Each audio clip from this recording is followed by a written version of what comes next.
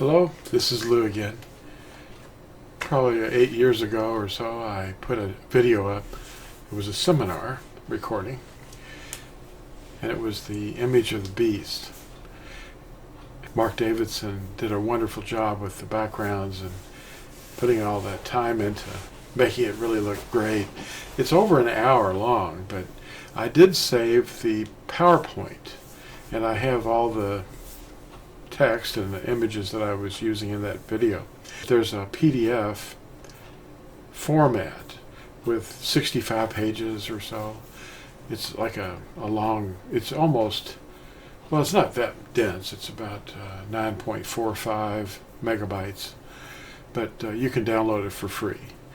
Maybe in a few days. It'll be available at lamblegacyfoundation.com and torzone.net as a free download. And you can also pick it up to read it on LinkedIn and Facebook. And it's a PDF, and you can share it around by email. See, PDF makes it easy for anybody to put it on their phone or email it to somebody. And it's, well, I want to take one page out of it. This is page 53.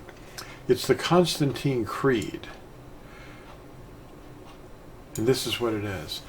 It's sort of a curse, too, because he curses himself in this thing if he breaks the rule. He set this whole thing up, Sunday morning worship and, the cross. It became the symbol of Constantine's APO-LLO, his sun deity. It was made the Christian symbol. Our sign is not a cross. Our sign is the Sabbath, of course. Here's Constantine's words translated into English. Quote, "I renounce all customs, rites, legalisms, unleavened breads, and sacrifices of lambs of the Iberim," that's the Hebrews, "and all the other feasts of the Hebrews, sacrifices, prayers, aspirations, purifications, sanctifications, propitiations, and fasts, and new moons, and Sabbaths, and superstitions, and hymns, and chants, and observances, and synagogues. Absolutely everything Yahudi, every law, rite, custom, and if afterwards I shall wish to deny and return to Yahudi's superstition, or shall be found eating with Yahudim, or feasting with them, or secretly conversing and condemning the Christian religion, instead of openly confuting them and condemning their vain faith, then let the trembling of Cain and the leprosy of Gehazi cleave to me, as well as the legal punishments to which I acknowledge myself liable. And may I be an anathema in the world to come, and may my soul be set down with Satan and the devils." Unquote. Whoa.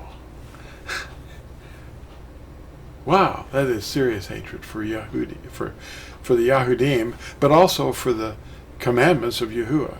This is what happened in the 4th century by this one man. He set up he had a council at Nicaea where he gathered all these people together, and he made this giant syncretic amalgamation or compromise with all the paganism, brought all that in, but the one thing that he did was he permitted believers in Yahusha, but not by that name. They used another name, and they rejected everything that Yahusha told us to live by. In the last days, he said, pray that your flight not be in winter or on a Shabbat. Constantine just negated all that. And Hebrews 4. Hebrews 4 is talking about the seventh day several times. There remains a Sabbath rest for the people of Elohim. His rejection of that is just unbelievable. Now on page 32 of this document, there's a lot of pages and a lot of really interesting pictures and illustrations. In this one, we've got the mark of Tammuz illustrated there with the Crux. I'm going to read you Revelation. Revelation 14, verses 6 through 10. And I saw another messenger flying in mid-heaven, holding the everlasting good news, to announce to those dwelling on the earth, even to every nation and tribe and tongue and people, saying with a loud voice, Fear Elohim and give esteem to him, because the hour of his judgment is come. And worship him who made the heaven and the earth and the sea and the fountains of water. And another messenger followed, saying, Babel is fallen, that great city, because she has made all nations drink of the wine of the wrath of her whoring. And a third messenger followed them, saying with a loud voice, If anyone worships the beast and his image, and receives his mark upon his forehead or upon his hand, he also shall drink of the wine of the wrath of Elohim, which is poured out undiluted into the cup of his wrath. And he shall be tortured with fire and sulfur before the set-apart messengers and before the Lamb. Well, that's what the result is going to be for a lot of people, because they've rejected the truth. Anyway, get this document, look at it, read it very carefully, analyze it, see if there's any errors in it. And if you reject that, that's okay. It's okay with me, but it's not going to be okay for you. Eventually, you have to accept and receive the truth. Hear the word of Yahuwah, obey it, and don't listen to Constantine. He wouldn't even let you buy beer on the first day of the week in most places here in the United States, because he shut down that. He had an edict, the Edict of Constantine it's called. Look that up. Edict of Constantine. Just look it up and you'll see what it says.